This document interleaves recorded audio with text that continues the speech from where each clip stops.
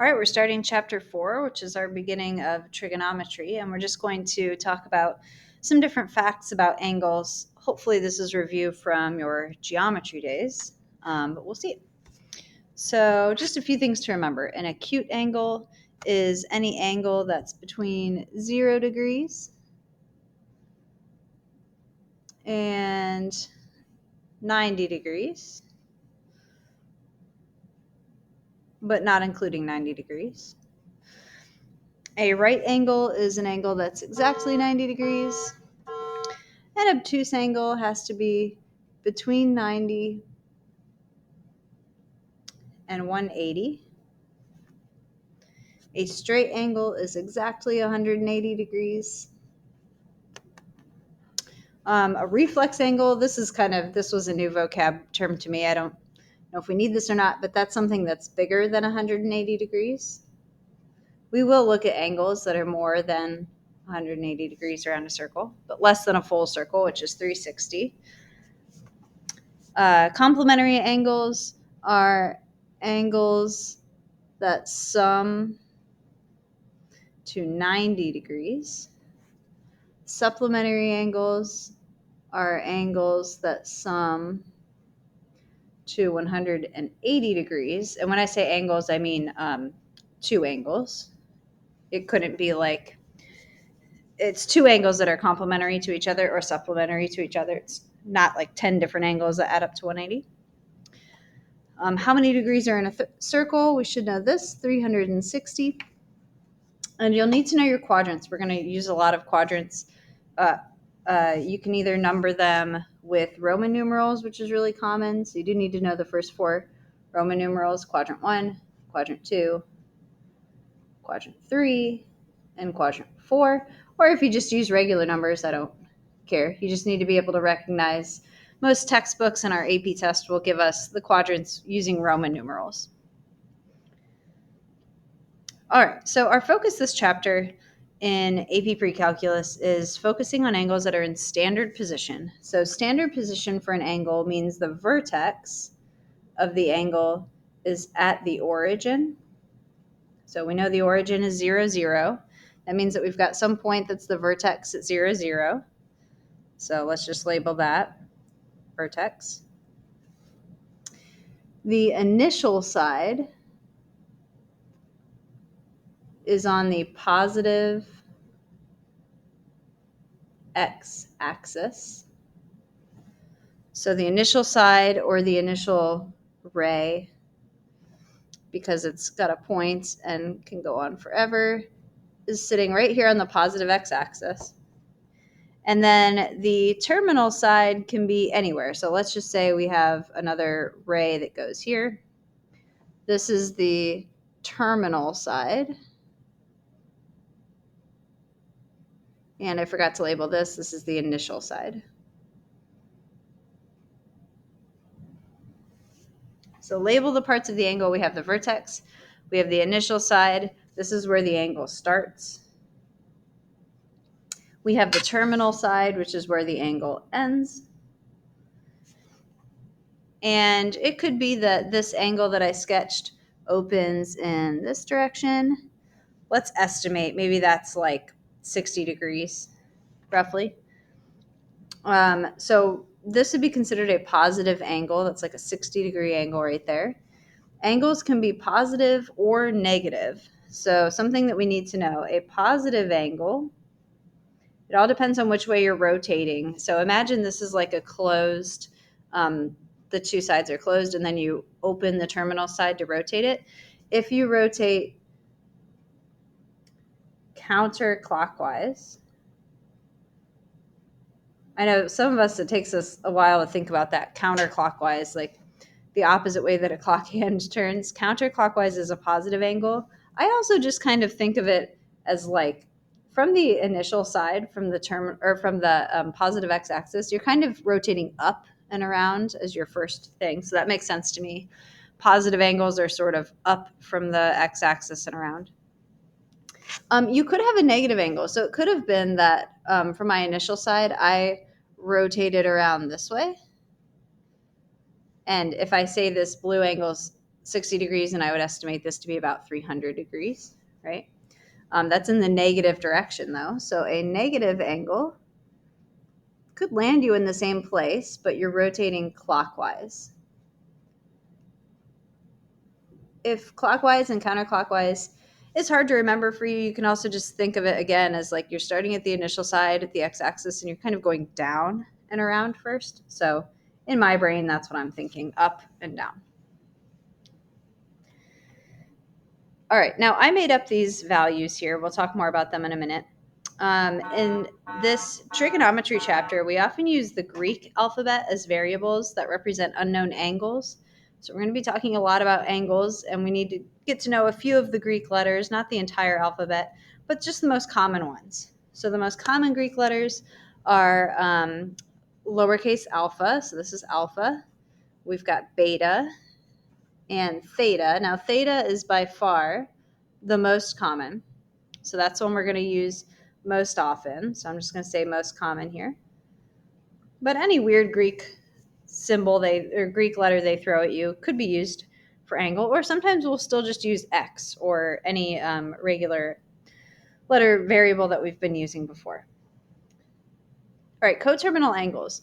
What I labeled on this picture is an example of two angles that are coterminal to each other. So coterminal means that the angles share the same initial and terminal sides, but they have a different angle measure. So the number of degrees between the initial and terminal side can be different, but you're basically landing in the same place. I kind of think of it as giving directions, like two different directions. I could tell you to start here and go up 60 degrees, and that'll get you to whatever your next class, or I could send you here down a few stairs, back up a few stairs, and get back to your next class that way. So kind of the same idea. How do you find coterminal angles? I want one positive and one negative. Well, if you look at the two angles that I had up here, they complete a full circle, 360 degrees. So one way to do it is if you're given an angle, you can always subtract 360 and get what the negative version of that angle is. So let's start there. We're given 30 degrees. So I could sketch this angle if I want to. 30 degrees is like roughly this. Say that's 30. So we want something that's coterminal. So if we just subtract 360 degrees, we could say 30 degrees minus 360 degrees is negative 330 degrees, which visually kind of makes sense to me. That looks like a large angle, almost a full circle. So this is one coterminal angle. It has the same initial and terminal side. It just has a different number of degrees in a different direction. If I want another positive coterminal angle and the angle I was given was already positive, I could add a full circle to this. So I could say, all right, go around the circle 360 degrees and then add to it another extra little 30 degrees, and that would give me another coterminal angle. So you can take the original theta and add 360 degrees, and that gives you another coterminal angle. There's no limit to the number of coterminal angles we can find. We could always add or subtract another number of 2 pi's. Another number of 360 degrees. I slipped into radian mode there. And we would get an infinite number of answers. We could just keep adding or subtracting 360. All right, so we don't have to sketch the angle every time. I'm going to just to practice sketching. So 210 degrees in the positive direction is more than 180. So I've got to go more than this. It's an extra little 30 degrees down there. So this is about 210 degrees. So again, to get the negative, I could just subtract 210 minus 360. So I need to line these up. I'm going to subtract in this order and just recognize that it's going to be negative. So negative 150. So negative 150 degrees is a coterminal angle. There's one answer. I could take 210 degrees and add 360 to it. And that'll give me more than a full circle, but that's okay. 570. You're allowed to have answers that are larger than a full circle. You're allowed to have answers that are like in the negative direction, more than negative, well, I guess less than negative 360 degrees. You can be more than one full rotation in either direction. That's what I'm trying to say. And it could be that the angle you're given starts out negative, and that's okay. It doesn't change the math. You can still say, I'm going to subtract 360. I don't know, I said theta equals. You could say I'm going to subtract 360 degrees from this. So let's see, 60 and 50 is 110, so this is going to be negative 410 degrees. So that's coterminal. And then when you add 360, 360 minus 50 is positive 310 degrees. So those are my two coterminal angles. If I have a large enough angle, so if I give you an angle that's bigger than 360 degrees, whether it's positive or negative, you might have to subtract more than once. You'll see that in our homework tonight. It could be that, like, say this was negative 500 degrees.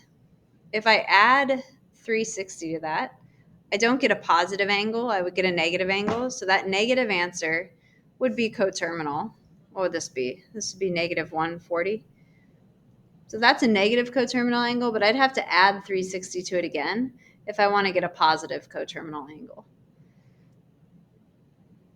Hopefully my math is right there. All right, so you'll see that in the homework tonight. And one thing I want to make sure that we know, coterminal angles aren't equal, meaning they don't have the same measure. They're not the same number of degrees. You can see they're different numbers of degrees. They just share the same terminal side, assuming we're starting with the initial side in standard position.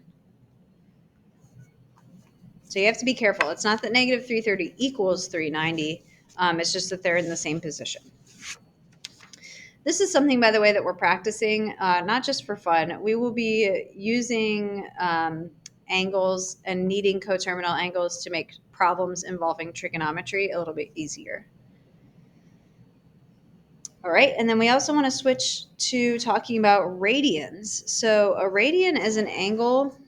Instead of talking about everything in degrees, we're going to be focusing on radians. So on our AP exam, there are only radians on the AP exam. And I really only talk about degrees to get you used to both. I know in physics you use degrees.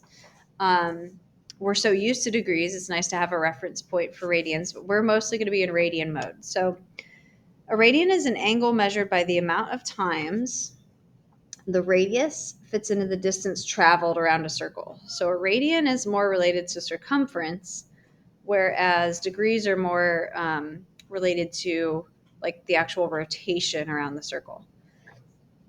So this formula here says theta equals s divided by r, where s is the distance traveled around the circle, which is also known as arc length. Like this is s, this distance here. And r is the radius length of the circle. So theta is the ratio between that arc length and the actual radius of the circle. All right, so when the arc length, which is s, equals the radius, theta equals 1 radian, right? Because if these are both the same number, if s is 10 and r is 10, then theta equals 10 divided by 10. Theta is 1 radian. So 1 radian is, I forget about how many degrees it is. It's like 57 or something-ish degrees. But 1 radian is when this arc length is the same as if I were to take the radius length and sort of bend it around the arc. That's 1 radian. All right, so there are 360 degrees in one circle. We need to know how many radians fit into one circle. So let's start with arc length. Arc length, which is s, is equal to the distance around a circle. And way back, even before geometry, you learned about distance around a circle. That's also known as circumference. And this is where we tend to get our formulas mixed up, but circumference versus area and whatever else. So if you have a radius, the formula for circumference is 2 times pi times r. 2 pi r is our formula for circumference. And what we were saying is we have this relationship here, theta equals s divided by r. So I have s equals, right? I have s equals this. I could divide by r. S divided by r is equal to 2 pi. And what is s divided by r equal to? That's equal to theta. All right, so what does that leave me with? One circle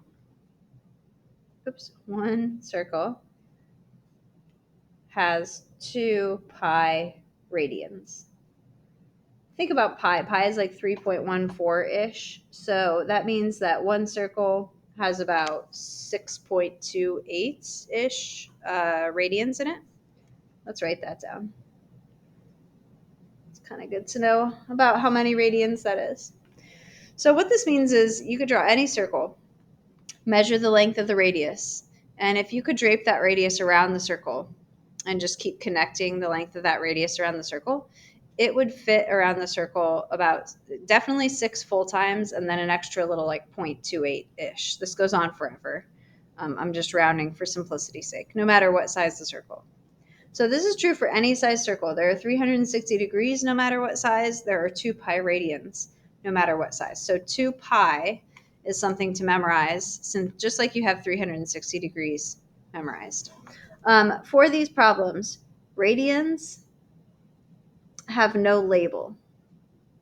When we're talking degrees, we label with a little degree symbol. There's no symbol for radians. You don't even have to write out the word radians. You can if you want to, but you don't have to. So use the radian formula, which is down here, theta equals s divided by r. Use that to solve each problem. So a wheel has a radius of 62 centimeters. All right, so r equals 62 centimeters. The wheel spins at a rate of 10 revolutions per second. So spinning and revolutions, what is that related to? Well, that's related to the angle, right? If I have 10 revolutions or 10 rotations, I can figure out what theta is. How many radians is that? If I just multiply it by 2 pi. Basically, this is saying 10 full circles should equal 20 pi radians. So that's theta. So I have r and I have theta. What is the linear speed in centimeters per second of the wheel? So linear speed sounds kind of scary, but all this is, linear speed, is really just the arc length, which is the distance traveled, divided by whatever time period we're talking about. All right, so do we have enough for arc length? Let's see. If theta is equal to s over r, and I want to solve for arc length, r times theta is equal to s. So 62 times 2 pi is the arc length, and that's in centimeters. Divided by, this was 10 revolutions per second. What's the linear speed in centimeters per second? So this is just per 1 second. Okay, so officially I could say, what's 2 times 62? 124 pi centimeters per second. I could also approximate that. 2 pi, 20 pi, sorry, 20 pi. Add a 0 to that. My theta was 20 pi, not 2 pi. So anyway, I could approximate that by typing it in. 1240 pi. 1,240 pi centimeters per second. That's the linear speed that we have. Be careful with the wording here. This says a wheel has a diameter of 2 feet. That means the radius is only 1 foot. We don't want the diameter. The wheel traveled 0.5 miles. The distance traveled is the arc length. It's a problem that we have two linear measurements in different, one's in feet, one is in miles. It's going to be a weird decimal to convert 1 foot to miles. So maybe we should convert miles to feet. So we need to know that there are 5,280 feet in a mile, and we're talking about a half mile. So if we cut that in half, that's, I've done this ahead of time, 2,640 feet. How many radians did the wheel turn in that distance? All right, well, we know theta is arc length divided by radius. And now that we have the arc length and the radius in the same measurement, both in feet, it's a pretty easy conversion to make. That's just 2,640. Now, again, there is no label on radians, so that's theta. You could write out the word radians if you want to. But yeah, that's my final answer. Okay, the last thing we're going to do today is converting degrees to radians. And like I said, we won't often be given degrees, but we need the skill to take something we're familiar with and turn it in, which is degrees, and turn it into something that we're less familiar with until we get comfortable. So I want to solve for theta. I have this proportion, theta over 360 equals alpha over 2 pi. So how do I solve that, or how do I isolate theta? Well, I could say multiply by 360, right? And then that would give me, let's see, theta equals 360 times alpha over 2 pi. And let's simplify that. Theta is equal to 360 over 2 is 180 over pi. Times whatever alpha is. Okay, well, what does this tell me? Theta is in degrees, and alpha is in radians. So if you want to convert, if you want to get an answer in degrees, you can take your radian measurement and multiply by 180 over pi. So to convert from radians to degrees, we take our angle, which is in radians, and we multiply it by 180 over pi. If something's in radians, often the pi's will cancel out and you'll just be left with a certain number of degrees, or we might need to use a calculator for some of these. What if I want to go the other way, solve for alpha? So I want to figure out what the radian measure is, so I could multiply 2 pi over to this side. 2 pi times theta, which is in degrees, over 360, which is also in degrees, is equal to alpha. 2 over 360 simplifies to pi over 180 times whatever theta is. That will equal alpha. So if I have degrees and I want to get radians, so to go from degrees to radians, you take your degree measure that you're given and you multiply it by pi over 180.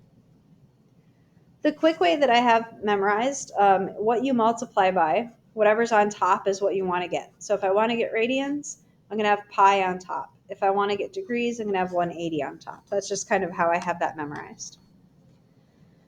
All right, so convert each angle to the other measure. So if I'm starting in degrees, I want to go to radians. So I'm going to multiply by pi over 180. We're going to leave our answers in terms of pi, which means we just need to reduce the fraction, 90 over 180. 90 over 180 is 1/2.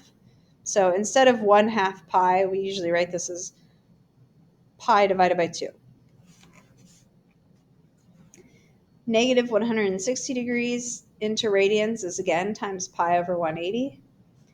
You can reduce in steps if it helps you, like divide by 10. Now you're just reducing negative 16 over 18. So both of those are divisible by 2. That gives me negative 8 pi over 9. So we always want to reduce to lowest terms. All right, and then if we're going from radians, which these are because there's no degree symbol, to degrees, then we want to multiply by 180 divided by pi. So the pi's cancel out. And we're just reducing 180 over 8. So again, if it helps you, divide by 2 first. So you do this enough times that you realize what 180 divided by 4 is. So 90 over 4 divided by 2 again. So you get 45 over 2. And we could just leave it like that. Sorry, we could leave it like that. Or we can, oh, and write your degree symbol. Or we could make it, what is that, 22 and a half? We could say 22.5 degrees. 3 pi over 2, we say times 180 over pi. Pi's cancel. You don't want to do 3 times 180. It's better to cross cancel first. So divide by 2 here, and then 3 times 90 is much easier to do. That's 270 degrees. All right, we're going to use this skill tomorrow to figure out the common angles that we want to have memorized. All right, that's it for today.